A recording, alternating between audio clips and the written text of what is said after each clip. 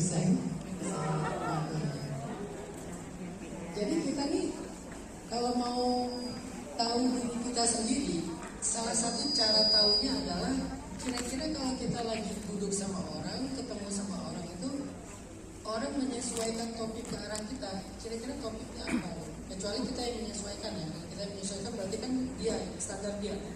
Kalau pakai standar kita, kira-kira apa yang ngomongin? Itulah diri kita. Dari situ nanti kalian akan tahu Allah memperlakukan kalian kayak gimana. Gak harus satu sih standarnya. Kadang yang ngomongin tentang kerjaan, kadang tentang perjuangan hidup. Misalnya, asal ketemu sama kamu, orang curhat, berarti kamu adalah seorang pendengar yang baik, teman yang baik, dan dipercaya punya pengalaman yang banyak. Itu standar kamu.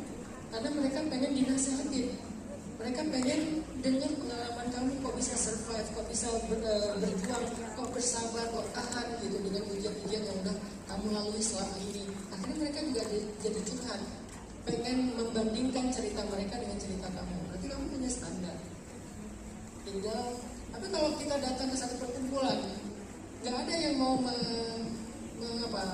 mengikuti standar kita, berarti emang kita nggak punya standar. Kan kadang gitu ya, kita kalau ngomong ke orang tuh nggak pernah orang ngomongin apa yang sesuai standar kita. Kita terus yang ikut ke orang lain, berarti kita belum punya standar, belum punya high value, masih standar biasa aja. Itulah rahasia kemuliaan 4 perempuan yang ada di dalam hadis tadi. Yang kedua, teman-teman yang dirahmati Allah SWT,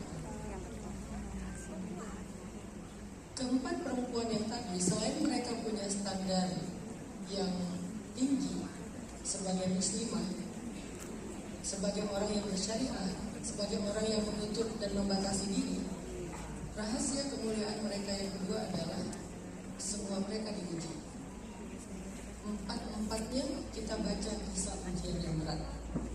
Yang satu diuji dengan suami yang jahat, yang satu lagi diuji dengan suami yang banyak amanah.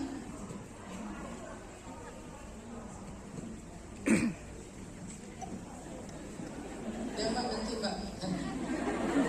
Yang satu Asia diuji dengan suami yang jahat, suami yang durhaka, suami yang galak, suami yang temperamen, suami yang otoriter, suami yang menyiksa. Sedangkan yang satu lagi diuji dengan suami yang banyak amanah, suami yang dikasih tugas oleh Allah yang luar biasa berat, sehingga dia harus berkorban untuk suaminya, harus mendukung suaminya total. Khadijah.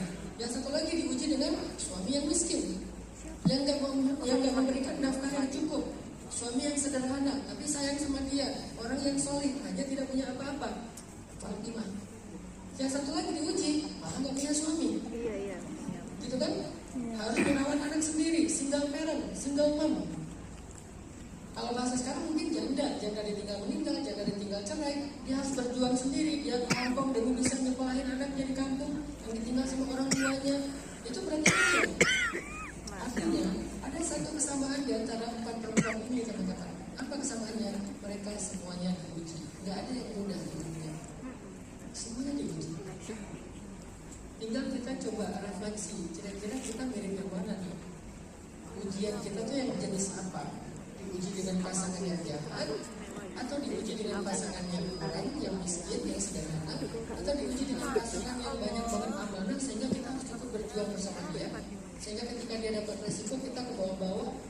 Mungkin suaminya seorang pejabat, tapi pejabat yang adil, yang solid, yang jujur, malah dimanfaatin, dikerjain, dijadikan kambing hitam, sehingga kita juga ikut dikorbankan, harta kita diambil, bla bla bla, kan banyak yang kayak gitu. Atau diuji dengan justru harus hidup sendiri, menanggung keluarga, menanggung anak, menanggung orang tua, harus berjuang jauh-jauh ke Hong Kong. Yang mana di antara ujian ini? Bisa 1, bisa 2, bisa 4-4-nya.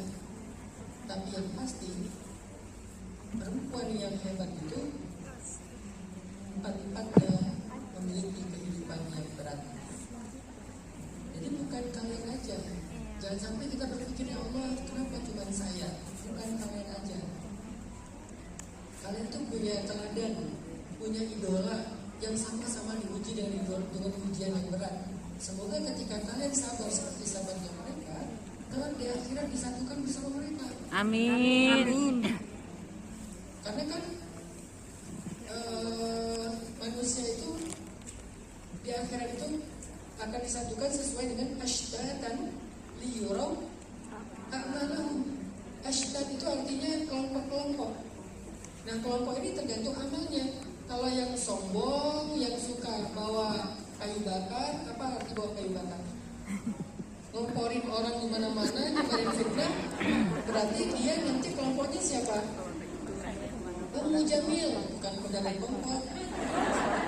Berarti kelompoknya sama Ummu Jamil, istrinya Abu Lahab, hammalatul hatab, membawa kayu bakar dalam api neraka.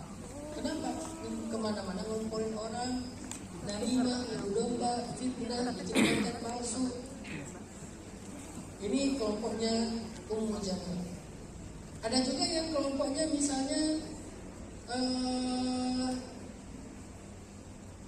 suka mengkhianati suami, diam-diam dia di luar itu bikin maksiat. Berarti kelompoknya siapa?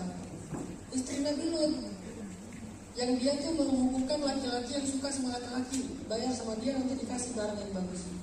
Itu istrinya Nabi Lut. Atau yang durhaka sama orang tua, kelompoknya anak Nabi Nuh. Atau ayah yang sangat jahat sama anaknya, kelompoknya ayah Nabi Ibrahim. Atau yang baik-baik juga banyak, para anbiya, para salihin, manusia kelak di akhirat kelompok-kelompokan. Jadi kita tuh gak pernah sendiri dalam hidup di dunia. Kita tuh ada golongannya. Kalau kalian lagi diuji, tinggal kalian pilih golongan siapa yang kalian pengen bareng dengan mereka kelak di akhirat.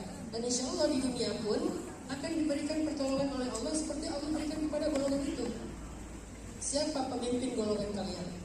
Saya misalnya sebagai seorang dai, pemimpin golongan saya adalah misalnya kalau di antara selain para nabi, di antara para sahabat, saya sangat terinspirasi dari Muaz bin Jabal, seorang sahabat yang berdakwah ke Yaman, berdakwah ke Damaskus dengan ilmunya dan dia masih muda, saya pengen dakwah ke anak muda misalnya. Ya udah, berarti saya akan belajar dari Muaz bin Jabal, sahabatnya, kreativitasnya dan seterusnya. Nah sekarang kalian lagi mengalami kehidupan yang mirip siapa? Berarti itulah golongan kalian. Insya Allah pertolongan yang Allah berikan kepada pemimpin